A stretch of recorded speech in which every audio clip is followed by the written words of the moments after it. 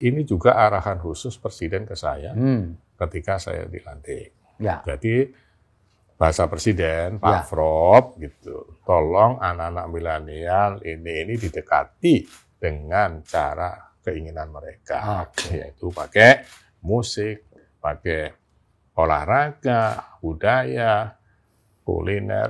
Di 2022 itu kami telah selesai menyusun ya buku referensi Pancasila.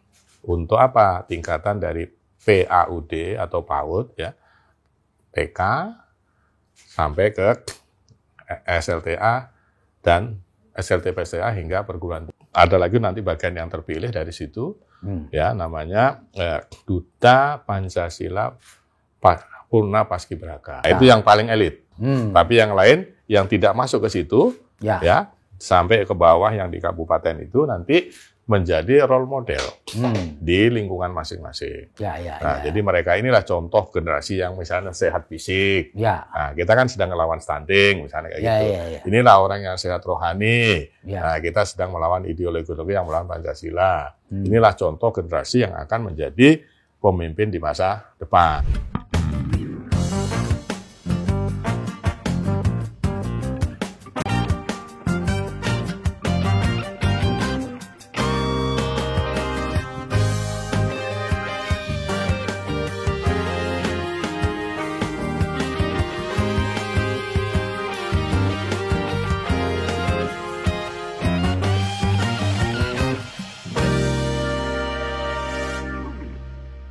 Assalamualaikum warahmatullahi wabarakatuh. Salam damai sejahtera buat kita semua.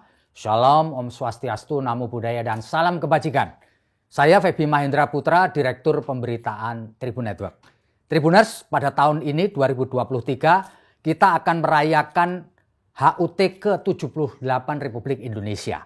Dan ini akan sangat berpengaruh ke depan karena ini adalah momentum yang sangat luar biasa buat bangsa ini. Dan bagaimana kita bisa melihat Indonesia ke depan? Saya telah bersama dengan Kepala Badan Pembinaan Ideologi Pancasila, dalam kurung atau disingkat BPIP, Profesor Dr. Andes Kiai Haji Yudian Wahyudi, MA PhD. Saya akan sapa beliau. Assalamualaikum Pak Kiai. Pak Kiai, sekarang ini jumlah kelompok milenial dan generasi Z itu mendominasi di negeri ini. Tentu kita kepingin juga mereka mulai mengenal lebih dalam Pancasila. Bagaimana BPIP mensosialisasikan atau menguatkan ideologi Pancasila bagi kelompok milenial dan generasi Z ini, Pak Kiai? Silakan, Pak. Ya, ini saya saya dukung dulu pernyataan Mas Feby bahwa mereka ini mendominasi. Jadi di satu sisi ada keterputusan ya ketika Pancasila dipinggirkan sejak reformasi ya. Jadi P4 dihapuskan, apa itu namanya BP7 dan nanti Disnasnya. Sisdiknasnya juga yang memberi tempat kepada Pancasila dan Pancasila hanya dijadikan bagian kecil dari PPKN. Nah, ini di satu sisi ada peminggiran Pancasila dari katakanlah kurikulum nasional. Nah, ini dengan sendirinya melahirkan generasi yang tanda petik terputus dari Pancasila. Nah, di sisi lain lahir generasi baru yang disebut tadi, yang senjata mainannya beda sama kita. Mereka ini native digital, sementara kita nyetel HP aja nggak bisa. Ya. Nah, kalau kita ingin berhasil, tentu kita harus memasuki kejiwaan mereka, ya dengan segala anunya gitu. Mohon izin saya kutipkan dulu hadis ya, ada ungkapan begini. Khotibun nasa biqadri qulihim. Ajaklah bicara audiens itu sesuai dengan psikologi mereka. Nah, tentu di sini dengan alat teknologinya sekali. Barangkali kalau pakai bahasa pemasaran, pembeli adalah raja. Jadi kita harus menyesuaikan itu. Nah, oleh karena itu kami juga mengikuti di sini ya. Itu melalui yang paling utama itu YouTube. Kita YouTube ya. Nah, YouTube kami sejak 15 Agustus 2019 ya. itu sudah ditonton oleh lebih dari 3 juta viewers. Nah, ini juga kita beri penguatan dengan katakanlah pendampingnya ya, terutama Instagram itu sudah ada 39.000 viewers ya, dan juga ada TikTok itu 1.654 viewers. Nah, itu viewers atau subscribe atau followers? Followers. Oh, followers ya, followers. Pak. Ya, Followers saya lupa. Ya, kalau followers banyak lah segitu ya. Nah, jadi di situ kita juga sudah mengambil langkah-langkah seperti yang mereka inginkan. Ya. Dan ini saya tekankan lagi, ini juga arahan khusus Presiden ke saya ketika saya dilantik. Ya. Jadi bahasa Presiden, Pak Frop, gitu, tolong anak-anak milenial ini didekati dengan cara keinginan mereka, yaitu pakai musik, pakai olahraga, budaya, kuliner, gitu. Ya. Nah, gitu. Ya, jadi Presiden sudah mewanti-wanti supaya kami mendekati mereka ini dengan apa yang mereka sangat sukai. Gitu. Kesulitan apa, Bro? Ada nggak kesulitan ketika harus berinteraksi dengan kelompok milenial dan generasi Z ini? Ya, tentu ya. Kalau kita bicara di sini yang paling utama sekali, karena BPIP ini hanya ada di pusat. Ya, dengan tenaga apa istilahnya pegawai yang sangat terbatas, bahwa hanya 400 orang. Kita tidak punya cabang ke bawah misalnya ya.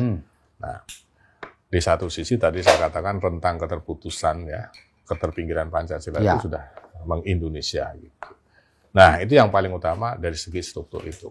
Nah, yang kedua, kami dari segi keahlian ini juga masih belum punya. Nah, oleh karena itu, jadi kami bekerja sama ya, dengan kementerian, lembaga, dan juga swasta, khususnya Kementerian Pendidikan dan Kementerian Dalam Negeri yang menangani gitu.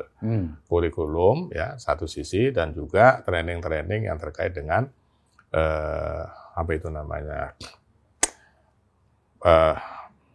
bikin pengkaderan. Ya. Nah, khususnya itu Paskibraka. Jadi Kesbangpol ya dari seluruh Indonesia ini ya, lewat Mendagri, Kesbangpol, dan lewat tadi Kemendikbud. Ya. Nah, di situ kami buat jejaringnya satu sisi, gitu. Terus kami juga menganukan buku. Buku. Ya, karena ini tadi terputus, Pancasila hanya pinggiran, hanya tumpangan kecil atau sisipan di PPKN, maka kami ya bekerja sama dengan Kemendikbud Kemendikbud-Ristek. Nah, itu susah ya. Nah, kami itu berbareng menginisiasi materi wajib ya, Pancasila dan kewarganegaraan dalam standar pendidikan nasional. Nah, ini juga semula berdasarkan arahan Presiden supaya ada lagi buku standar ya. Dan ini juga dikuatkan oleh Bu Mega sebagai Ketua Dewan Pengarah. Nah, di 2022 itu kami telah selesai menyusun ya buku referensi Pancasila. Untuk apa? Tingkatan dari PAUD atau PAUD ya, TK sampai ke SLTA dan SLT-PSTA hingga perguruan tinggi. Oh, jadi buku panduannya udah jadi mulai PAUD sampai ke perguruan tinggi ya? Sudah. Distribusinya gimana itu? Nah, ini begini, kebetulan sekali nanti tanggal 21 besok. 21 Agustus? Bukan, iya ini. Saya ingatnya Juni aja. 21 Agustus? Iya, besok minggu depan itu ya. Ini kebetulan, jadi kami sudah menyelenggarakan semacam launching itu. Oh, di launching buku itu ya?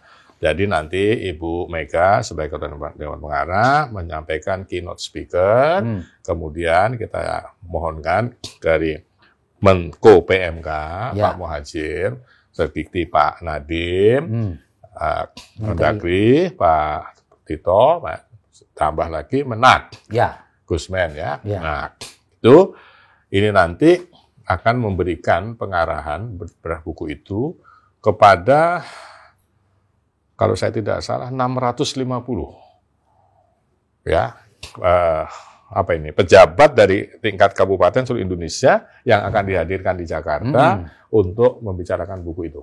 Jadi nanti mereka bantu distribusi. Iya, di situ. Nah, jadi karena mereka ini pejabat-pejabat utama dalam kaitan ini, maka kita undang ke Jakarta. Ya, kalau saya nggak salah 560 atau 650, pokoknya sekitar itulah. Se-Indonesia itu dipanggil ke Jakarta. Diberikan arahan oleh Ibu, kemudian disampaikan materinya oleh menteri-menteri tadi, ya, di situ. Nah, jadi dari sini baru buku ini, ya, kita pakai di sekolah-sekolah di semua tingkat tadi. Ya. Ini yang formal, ya. gitu. Kalau soal program Paskibraka ini untuk tahun 2023 ini ada sesuatu yang bisa diceritakan, Prof? Oh ya, banyak sekali ya. Ya, apa itu? Jadi gini, yang pertama Paskibraka ini kan kita baru tahun kedua ya. Nah, di sini saya mulai dulu dari yang optimis. Ya, alhamdulillah tidak ada kejadian-kejadian yang pernah terjadi di sebelum BPIP nangani. Ya, mohon maaf itu masa lalu. Nah, di sini, tapi juga bagi kami ini kan program baru. Ya. Nah, kami punya keterbatasan tenaga. Ya. Ya. Nah, tapi yang menariknya itu animo ini sangat tinggi. Ya. Ya, sangat tinggi. Jadi peserta itu sangat banyak pendaftar dan setelah seleksinya mulai waktu yang sekian panjang, jadi seleksi itu dimulai dari kabupaten, menyeleksi yang di kecamatan sana, kabupaten, nanti terus juga provinsi sebagian, dari provinsi nanti ke pusat. Nah, jadi sangat bertahap, sangat ketat. Baik dari segi ideologi Pancasilanya, fisiknya, kesehatan mentalnya, fisik juga yang tinggi, segala macam, postur tubuh dan seterusnya, kecerdasan dan seterusnya. Jadi ini memang merupakan benar-benar pasukan pilihan. Jadi itu nanti akan menjadi agent gitu ya untuk mensosialisasikan ideologi kita gitu. Iya, tepat sekali. Jadi mereka ini nanti kalau sudah ada nanti namanya kalau ada lagi nanti bagian yang terpilih dari situ ya namanya Duta Pancasila Purna Paskibraka. Jadi ada dua. Duta Pancasila Purna Paskibraka. Nah, itu yang paling elit. Tapi yang lain yang tidak masuk ke situ ya sampai ke bawah yang di kabupaten itu nanti menjadi role model di lingkungan masing-masing. Jadi mereka inilah contoh generasi yang misalnya sehat fisik. Nah, kita kan sedang melawan stunting, misalnya kayak gitu. Inilah orang yang sehat rohani. Nah, kita sedang melawan ideologi yang melawan Pancasila. Inilah contoh generasi yang akan menjadi pemimpin di masa depan. Nah, mereka kita libatkan ke dalam kegiatan-kegiatan yang sifatnya itu kepancasilaan. Gitu. Nah, jadi mereka lah sebagai role modelnya ya. Nah, kalau bahasa lainnya itu uswah hasanah. Ini loh contohnya orang Indonesia yang punya gitu tadi. Jadi ini program sudah berjalan 2 tahun ini. Sudah. Ya. Dan sekarang kalau boleh tahu, Prof, jumlah teman-teman kita atau adik-adik kita atau generasi muda kita yang sudah menjadi duta-duta untuk ideologi ini berapa ini di seluruh Indonesia? Kalau ada angkanya nggak? Besar angkanya ya. Paling enggak setahun itu 25.000. Oh, setahun 25.000. 25.000 yang ini ya. Jadi kalau kita bilang 2 tahun ini berarti sudah 50.000. Lumayan ya. Iya, di seluruh Indonesia itu. Dan mereka itu sangat bangga. Juga terutama kami ya salut betul. Banyak dari mereka ini orang yang mohon maaf lah, kesulitan ekonomi. Oh gitu. Ya. Jadi kalau kita baca di sini, kita ini patut bersyukur karena banyak orang di pinggiran, ekonominya lemah, tapi anaknya sehat fisik. Intelektualnya jago juga ya? Iya, karena mereka harus bersaing kan itu. Nah, disitulah kadang-kadang saya mohon maaf ya menangis kalau mereka bercerita itu. Oh gitu ya? Iya, karena ya coba ada, saya baca juga di YouTube yang bapaknya itu hanya tukang becak kuli panggul, kayak gitu kan. Nah, sekarang anaknya menjadi salah satu katakanlah pilihan ya, atau orang pilih ya, orang terpilih di Republik ini. Nah, jangankan di Istana Negara, mungkin tingkat kecamatan aja orang tua sudah bangga. Nah, ini sudah sampai ke istana itu tidak bayar, bahkan dibiayai. Nah, ada bagian orang tua mereka yang kami undang. Oh gitu. Ya, yang bagian-bagian tadi itu kami undang ke sini untuk tadi. Ya, sebagai ucapan terima kasih kami lah kepada orang tua di daerah yang bisa mendidik anak sampai sedemikian rupa sehingga pantas ditampilkan sebagai salah satu ya ikon lah untuk generasi muda yang nanti akan membimbing adik-adik generasinya. Gitu. Kalau di daerah-daerah selanjutnya pasca mereka jadi anggota Paskibraka gimana, Prof? Pembinaannya supaya nanti keterkaitan mereka dengan BPIP dan Pancasila ini terus terbangun. Kita punya namanya apa lupa saya BPI ya. Pokoknya ada organisasinya tuh, Purna Paskibraka Pancasila. Ya. Ada yang resmi, satu, sebentar, DPPI, Duta Purna Paskibraka Pancasila Indonesia, saya gitu. Ada organisasinya ya. Itu yang menangani secara berkelanjutan. Tapi juga adik-adik kita yang ini, alumni ini, ya tadi ditempatkan untuk membantu Kesbangpol, untuk membantu Kemendikbud, untuk membantu BKKBN sebagai menangani stunting misalnya begitu, ya di sini.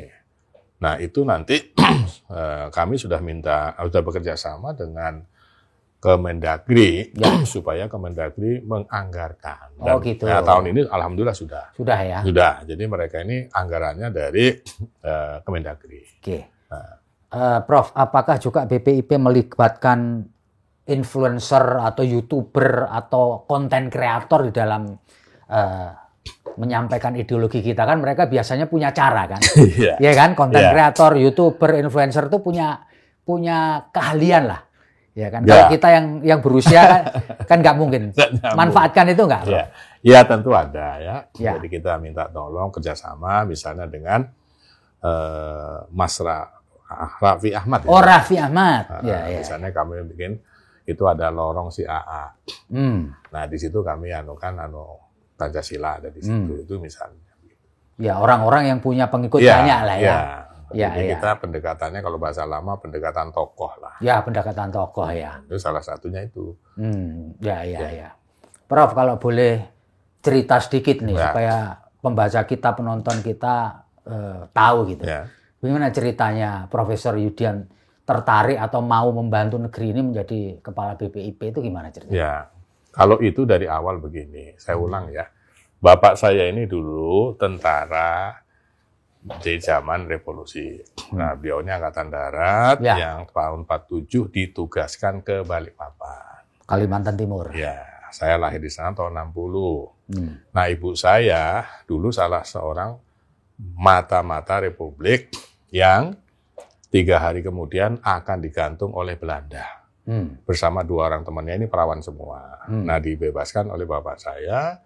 Nah, ketemu jodoh. Ya. Nah, jadi di satu sisi, nah bapak saya ini juga orang tradisi pesantren. Jadi tentara nih santri gitu loh. Kan dulu masih banyak ya yang zaman-zaman itu. Nah, karena bapak saya ini ternyata adalah cucu dari seorang kiai pasukan Diponegoro yang terpaksa menyebar ke Banyumas, ke barat. Ya. Nah, pada usia 10 sampai 12 tahun, ini cerita ya, mohon maaf ya, saya itu selalu kelahi. Kayak ini ngapuri konsol. Makanya saya itu dibuang ke pesantren. Oh gitu, masuk pesantren. Tapi bahasa bapak saya dibuang. Oh gitu ya? Ya, karena saking nggak tahannya punya anak saya itu. Dibuang ke pesantren. Nah, Pondok Termas itu kan didirikan, pesantren Mas Pacitan ya, didirikan oleh ulama dan umaro. Ya, umaro itu keluarga keraton waktu itu ya, cucu pasukan Diponegoro. Jadi bapak saya itu dulu sebenarnya kepingin mondok di situ, tapi orang tuanya tidak punya kan anak pelarian politik lah, cucuban politik begitu. Nah, makanya saya yang ditaruh di situ. Di pesantren Termas. Iya. Nah, pesantren ini kan selalu pro negara. Ya. Nah, disitulah semangat saya semakin tumbuh setelah saya paham. Ya, saya dibuang ini karena saya ingin diselamatkan bapak saya. Dan bapak saya, mohon maaf ini ya, selalu bilang besok saya itu jadi Menteri Agama. Oh, cita-citanya Bapak? Iya, makanya nama saya itu yang belakang Wahyudi. Wahyudi. Bahasa Arab itu Wahyudin. Ya. Tapi bapak saya karena tentara, dia bilang, ini saya jawakan, biar tidak terlalu ke Arab-Araban. Jadi Wahyudi artinya apa? Wahyudi itu artinya ya Wahyudin, itu wahyu agama. Oh, wahyu agama. Wahyu agama. Maksud bapak saya besok jadi Menteri Agama. Ya. Nah, terus sekarang Wahyudi itu juga bahasa Jawa yang artinya wahyu adi. Wahyu adi. Wahyu adi itu wahyu besar, yaitu Pancasila. Oh, wahyu besar kita Pancasila. Iya. Nah, sekarang saya jadi kepala BPIP kira-kira begitu. Nah, tapi begini yang menarik Pak, ya. Ini betapa hebatnya Bu Mega dan Pak Presiden Jokowi ya. Nah, saya ini mohon maaf, saya tidak melamar kepala BPIP. Tidak pernah melamar ya? Ya, jadi saya tidak pernah melamar, tidak pernah menyerahkan CV, tidak pernah dimintain CV, tidak pernah dites, saya dicari, ditawarin, dan setelah itu SK diantar ke saya seminggu, ya 8 malam sebelum pelantikan. Oh, 8 malam sebelum dilantik? Iya. Ya. Itu jabatan setingkat menteri, ya, diantar. Dan sampai hari ini demi Allah, itu tidak ada orang yang minta uang ke saya. Nah, di sini saya mau tunjukkan kehebatan Bu Mega dan Pak Presiden Jokowi. Ya. Nah, memang sebelum saya jadi kepala BPP, mungkin ada yang dibaca oleh Ibu atau Pak Presiden ya. Ini salah satunya saya kan mendirikan Pusat Studi Pancasila dan Bela Negara. Nah, itu salah satu yang kami anukan. Waktu itu saya sebagai rektor, saya gelisah karena mohon maaf itu kok saya melihat sepertinya kampus ini akan dibawa ke arah lain oleh orang-orang yang saya tidak tahu, tapi berada di luar kampus begitu ya. Nah, oleh karena itu saya mengeluarkan salah satunya kebijakan. Waktu itu jadi rektor ya? Iya. Saya mau membina mahasiswa yang menggunakan cadar. Karena saya khawatir mereka ini tertipu. Jadi saya ingin menyelamatkan mereka supaya mereka jangan melawan negara. Karena melawan negara dimanapun itu tidak dibenarkan. Menurut Islam sekalipun tidak dibenarkan. Nah, saya ingin ini, tapi kemudian kan menjadi isu nasional. Nah, akhirnya saya cabut kebijakan itu. Nah, di sisi lain saya juga ditugasi untuk menjadi ahli di dalam persidangan soal pembubaran HTI. Ya. Nah, di situ saya tampil sebagai ahli yang membela negara. Di Mahkamah Konstitusi ya? Bukan, di PT UN? PT UN Jakarta Utara. Jakarta Utara, ya. Nah, di situ. Jadi saya tampil sebagai ahli menjelaskan masalah-masalah khilafah itu. Nah, itu di situ. Ya, kemungkinan dari situlah ketika Ibu mencari sopo ya penggantinya yang mengundurkan diri ini gitu ya. Kira-kira saya tidak usah sebut nama. Nah, kira-kira siapa, nah, akhirnya ketemu saya. Dan uniknya saya ulang, itu dengan segala hormat saya sangat terima kasih. Ibu itu mencari saya ke Jogja. Bukan saya dipanggil ke Jakarta. Jadi Bu Mega datang ke Jogja ya, ketemu sama Pak Yudian ya? Minta saya ngantar beliau di bandara. Maksud saya, mestinya saya aja dipanggil ke Jakarta. Nah, dan itu lagi nanti berdasarkan rekomendasi Ibu itulah Presiden mencari saya ke Jogja. Saya bilang ke Pak Mensesnek, Pak, mestinya saya aja lah yang dipanggil ke Jakarta. Ya. Saya bilang begitu. Jadi ini saya terima kasih sekali kehormatan ini, saya bilang begitu. Kudunya aku sing dipanggil ya. Ya. Nah, itu saya ditanya dan saya bilang sangat saya siap. Jadi pada waktu itu Pak Yudian belum kenal sama Pak Jokowi sama Bu Mega? Sudah sebelumnya? Kalau kenal dalam arti ngerti mereka pasti presiden, Pak Presiden ya ngerti lah. Ya. Tapi kalau kenal begini ya enggak lah, Pak. Iya. Ini supaya nggak salah paham Pak orang ya. Jadi mohon maaf, tidak ada koneksi apapun. Ya. Jadi gini, Pak, Bu Mega jadi Wapres saya tahu. Ya. Bu Mega jadi Presiden saya tahu. Ya pastilah ya Pak, semua orang tahu ya Pak. Ya, gitu. Ya, waktu itu beliau pernah waktu Presiden ke New York. Nah, saya ikut di situ, tapi Ibu masuk paham saya ya enggak ya. Oh, banyak masyarakat Indonesia yang di situ. Nah, Pak Presiden juga gitu. Nah, cuma pernah saya sebagai rektor ya, diundang ke istana. Nah, yang dari PTKI, Perguruan Tinggi Keagamaan Negeri ya, termasuk yang Islam. Nah, itu kalau foto mengenai presiden ada. Ya. Kan mau namanya tamu iya, foto. Kan? Cuman presiden kenal Bapak atau tidak kita nggak tahu kan. Nah, itu dia.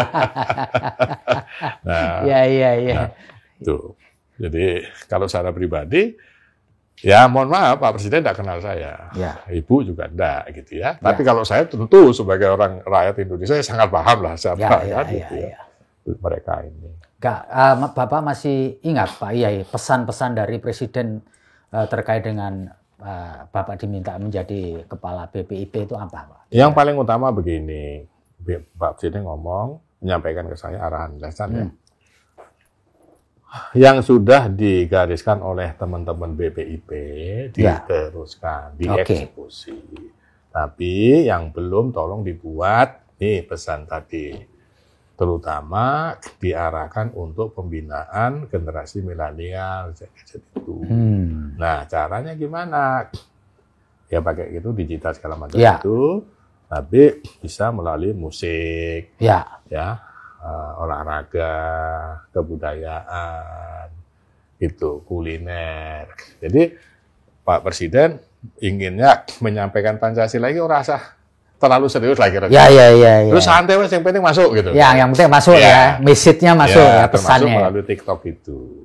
Nah, ngono loh. Kan bisa toh Pak Prof bikin TikTok sekian detik tapi wong paham Pancasila kan bisa toh. Ya sanggup Pak, saya bilang begitu. Siap saya bilang gitu. Iya. Nah, makanya dulu non sewu ya, ada yang ngeledek saya karena saya mau pakai TikTok gitu loh. Padahal ini serius loh, TikTok ini kan baru ya. Betul. Nah, penemuan baru yang kita dulu punya. Coba sekarang orang kan pakai TikTok. Betul. Nah itu. Itu ya, Prof. Tadi saya ini sebagai pamungkas. Silakan Pak Iyai Profesor Dr. Andes KH Yudian Wahyudi untuk menyampaikan closing statement Pak terkait dengan HUT ke-78 RI sekaligus sosialisasi ideologi Pancasila melalui kawan-kawan kita, adik-adik kita, generasi muda kita di Paskibraka. Silakan, Pak. Ya, jadi begini, saya sampaikan lagi ya bahwa proklamasi kita ini ternyata proklamasi terbaik dan terhebat di muka bumi di sepanjang sejarah. Gitu ya. Mengapa? Terjadi di tengah Perang Dunia Kedua, perang terbesar sejarah umat manusia, teknologinya sudah sangat canggih, tapi di sisi lain kita sudah terjajah. Kalau menurut saya, sejak jatuhnya Malaka 1511, 12 Ternate, ya 434 tahun, karena alasan utamanya tidak punya teknologi militer. Nah sekarang, dalam waktu 50 detik, berhasil membebaskan dan mempersatukan kembali minimal 57 negara. Ya, bukan satu loh ini. Ya. Itu tanpa teknologi militer 59 detik ya di tengah Perang Dunia Kedua dan tidak berdarah. Tidak ada tandingannya di muka bumi. Ya.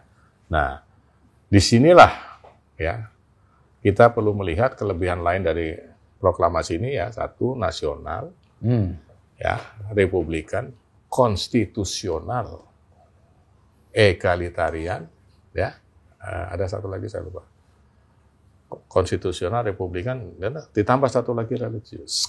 Oh, religius. Ya, ketuhanan yang Maha Esa itu.